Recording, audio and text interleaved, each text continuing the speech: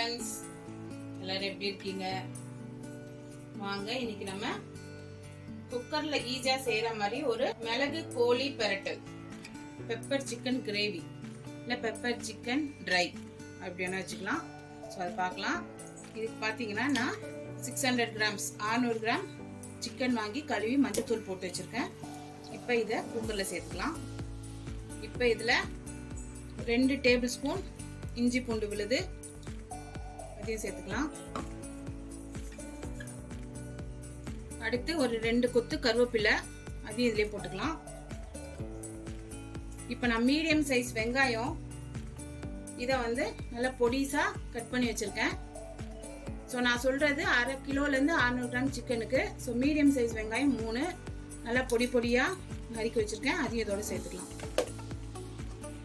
இப்போ இதில் ஒரு கைப்பிடி கொத்தமல்லி அதையும் சேர்த்துக்கலாம். நம்ம சிக்கன் கழுவும் போது அதில் அந்த கவுச்சி ஸ்மெல் வரக்கூடாதுன்னு சொல்லி 1/2 ஸ்பூன் மஞ்சள் பொடி போட்டு பரட்டி வச்சிருந்தோம்.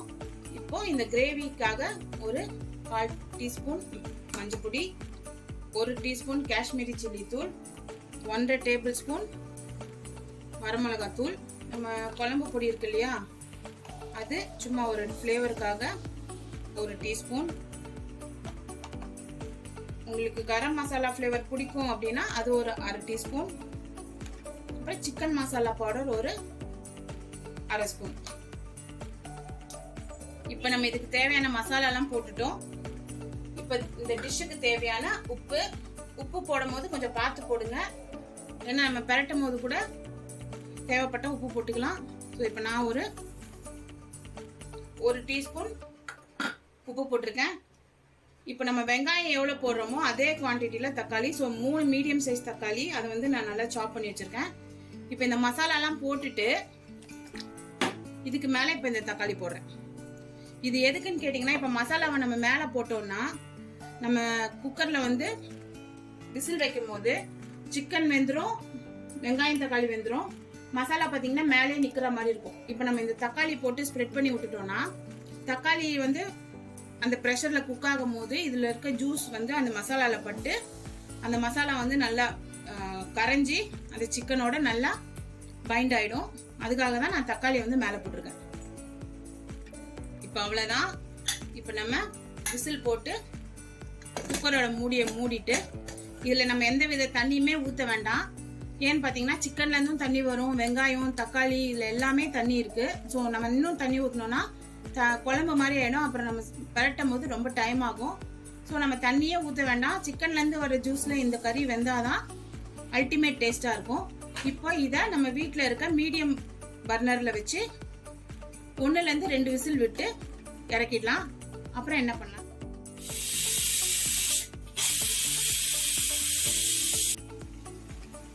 இப்போ நம்ம வேக வச்ச சிக்கன் 2 விசில் விட்டு இறக்கிருக்கோம். எப்படி இருக்கு பாருங்க. இப்போ இதை ஒரு கரண்டி போட்டு சும்மா நம்ம வந்து அடுத்தது வந்து பரட்ட தான் போகிறோம். ஒன்னோட ஒன்று இப்படி கிளறி விடலாம். இப்பயே பாருங்க சிக்கன் வந்து 75% வெந்துடுச்சு. இனிமேல் இதை வந்து நம்ம வந்து ட்ரை பண்ணணும், கிரேவி கன்சிஸ்டன்சி கொண்டு வரணும்.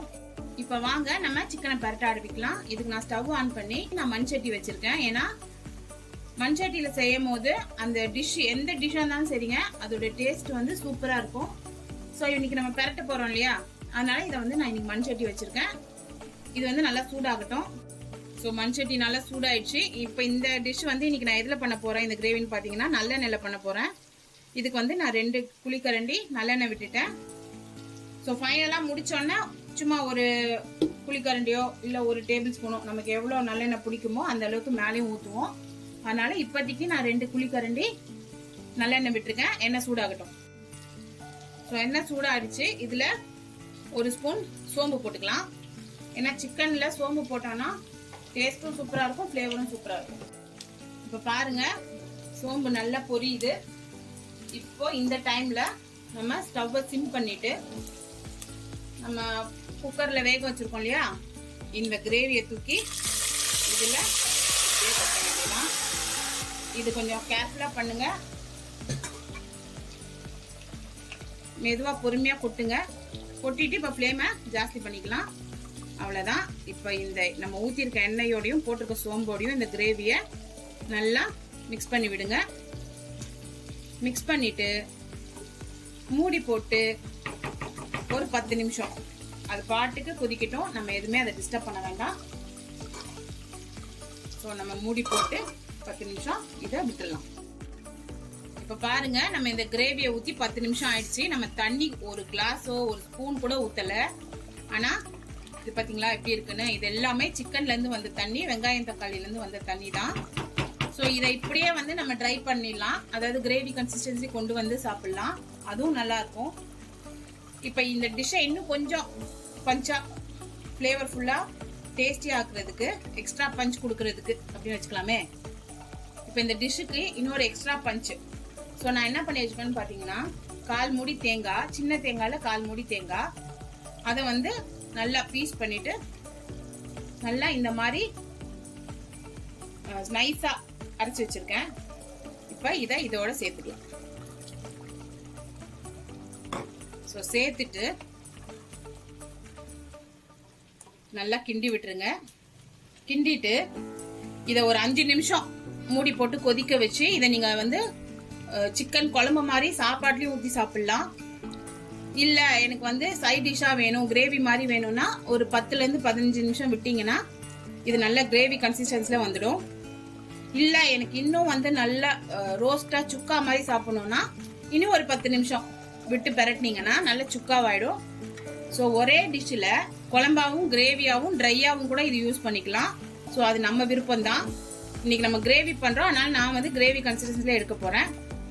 அவ்வளோதான். இப்போ இதை ஒரு ஓப்பன் பண்ணி வச்சு ஒரு 10 நிமிஷம் விட்டோம்னா நல்லா கிரேவி கன்சிஸ்டன்சி வந்துடும். இப்போ நான் என்ன பண்ணியிருக்கேன் பார்த்தீங்கன்னா, ஒரு கொஞ்சோன்னு கொத்தமல்லி ஒரு புடின்னு வச்சுக்கலாமே, இதை வந்து இது மேலே இந்த டைமில் போட்டுறேன். ஏற்கனவே நம்ம வந்து வேக வைக்கும் போதே வந்து கொத்தமல்லி போட்டிருக்கோம். கொத்தமல்லியோட ஃப்ளேவர் வந்து சிக்கனில் அல்டிமேட்டாக இருக்கும். அதனால தான் நான் வந்து எக்ஸ்ட்ரா கொத்தமல்லி போட்டிருக்கேன். இது வந்து நீங்கள் பரட்ட வேணாம், சும்மா மேலாப்பில் ஸ்ப்ரெட் பண்ணி விட்டுட்டு ஒரு 10 நிமிஷம் இப்போ ஓப்பன் பண்ணியே இது வேகட்டும். வெந்தப்புறம் பாருங்கள், நம்ம ஸ்டவ்வை ஃபுல் ஃப்ளேமில் வச்சு 10 நிமிஷம் விட்டோம். ஸோ இப்போ நமக்கு தேவையான கிரேவி கன்சிஸ்டன்சியில் ரெடி ஆயிடுச்சு. இப்போ என்ன பண்ணலான்னு பார்த்தீங்கன்னா, உங்கள் வீட்டில் மிளகு தூள் இருந்துச்சுன்னா 1 டீஸ்பூன் இல்லைன்னா 1/2 டேபிள் ஸ்பூன். உங்கள் வீட்டில் மிளகு பொடி இருந்ததுன்னா, மிளகு வந்து பவுடராக கிடைக்கும் இல்லையா, அந்த மாதிரி பவுடர் பண்ணி வச்சுருந்தீங்கன்னா அதை ஒரு டீஸ்பூன் இந்த கிரேவி மேலே போட்டுக்கலாம். இப்போ நான் வந்து என்கிட்ட பொடி இல்லை, அதனால நான் வந்து இந்த க்ரஷரில் இருக்க மிளகு வந்து அப்படியே இந்த டிஷ் மேலே க்ரஷ் பண்ணி போட போகிறேன்.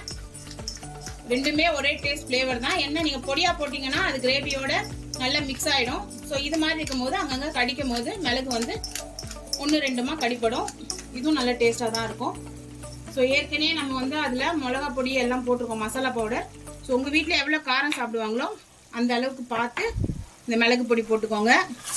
1/2லேருந்து 1 ஸ்பூன் வரைக்கும் மிளகு பொடி போடலாம். ஸோ அவங்கவுங்க காரத்தை பொறுத்து. நடுவில் உப்பு எப்படி இருக்குது, காரம் எப்படி இருக்குன்னு உங்களுக்கு தேவையான அளவுக்கு செக் பண்ணிக்கோங்க. ஏன்னா ஒருத்தவங்களுக்கும் உப்பும் காரமும் டிஃபர் ஆகும் இல்லையா. ஸோ பாருங்கள், நல்லா கிரேவி கன்சிஸ்டன்சி வந்துடுச்சு. நம்ம வந்து தண்ணியே ஊற்றலை, சிக்கனோட ஜூஸில் அப்படியே வந்து வேக விட்டுருந்தோம். ஸோ சிக்கன் ஜூஸில் வெந்ததுனால இந்த டிஷ்ஷோட டேஸ்ட் பார்த்தீங்கன்னா சூப்பராக அல்டிமேட்டாக இருக்கும். ஸோ ஃபைனலாக நம்ம ஸ்டவ்வை ஆஃப் பண்ணிவிட்டு இதில் ஒரு குழிக்கரண்டி நல்லெண்ணெய் அப்படியே மேலே வந்து ஸ்ப்ரெட் பண்ணி ஊற்றிடுங்க. அவ்வளோதான். இதை வந்து நீங்கள் வந்து எண்ணெய் ஊற்றின அப்புறம் மிக்ஸ் பண்ணி விடணும்னு அவசியம் இல்லை. மூடி போட்டு மூடிடுங்க. அந்த சூட்லேயே அந்த எண்ணெய் வந்து எல்லாத்துலேயும் ஸ்ப்ரெட் ஆகிட்டு சூப்பராக இருக்கும். ஸோ இந்த டிஷ்ஷை உங்கள் வீட்டில் செஞ்சு பாருங்கள். எப்படி இருந்ததுன்னு எனக்கு கமெண்ட் பண்ணுங்கள். இந்த டிஷ் பிடிச்சிருக்குன்னா லைக் பண்ணுங்கள். இந்த வீடியோவை உங்கள் ஃப்ரெண்ட்ஸோட ஷேர் பண்ணுங்கள். என்னோடய சேனலை சப்ஸ்கிரைப் பண்ணுங்கள். பக்கத்தில் இருக்க பெல் ஐக்கானை டிங் டிங்னு அடிங்க. 2 வாட்டி அடிக்காதீங்க, 1 வாட்டி டச் பண்ணுங்கள். நோட்டிஃபிகேஷன் வரும், ஆல் அமுக்கி வச்சுக்கோங்க. அப்போ தான் நான் போடுற வீடியோஸ் உங்களுக்கு உடனேக்குடன் வரும்.